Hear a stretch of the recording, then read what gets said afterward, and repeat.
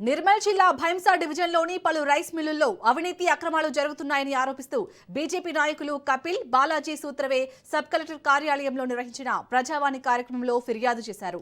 ప్రభుత్వం కేటాయిస్తున్న ధాన్యాన్ని కొందరు రైస్ మిల్లుల నిర్వాహకులు పక్కదారి పట్టిస్తున్నారని వారు ఆరోపించారు.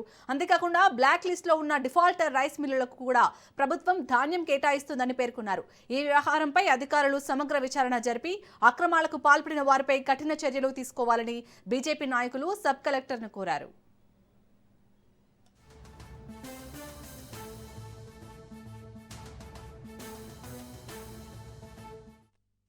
నిర్మల్ జిల్లా బైంసా సబ్ కలెక్టర్ గారికి ఒక వినతి పత్రం ఇవ్వడం జరిగింది.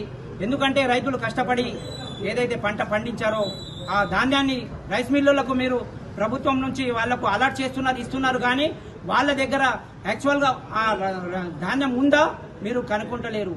కొన్ని ఇప్పటివరకే మీకు బ్లాక్ లిస్టులో వచ్చినాయి, వాళ్ళ రికవరీ అయితే లేదు.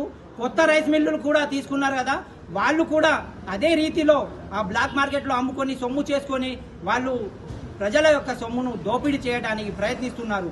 దీనిపైన విజిలెన్స్ ఎంక్వైరీ పెట్టి వాళ్ళపైన క్రిమినల్ కేసులు పెట్టి వాళ్ళ ఆస్తులను జప్తు చేసుకో వరకు మేము పోరాడతాము. రైస్ మిల్లుల యొక్క అక్రమ దందా గురించి సబ్ కలెక్టర్ గారికి వినతి పత్రం ఇవ్వడం జరిగింది. ఏదైతే రైస్ మిల్లులు ఏదైతే దందా చేస్తున్నారో అక్రమ దందా, ఈ దందాను ప్రభుత్వం అణచివేయాలా. ఎందుకంటే ఇది ఒక పెద్ద మాఫియాగా ఏర్పడి ఈ రైతుల నుంచి సేకరించిన ధాన్యాన్ని రైస్ మిల్లులకు పంపిస్తే ప్రభుత్వాధికారులు దాన్ని తిరిగి ఇవ్వడం లేదు, ఈ బ్లాక్ మార్కెట్లో అమ్మడం జరుగుతుంది.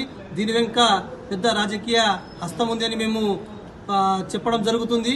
ఈ హస్తం ఎవరైతే ఉన్నారో, ఈ మాఫియా ఏదైతే ఉందో దీన్ని తుడిచివేయాలా.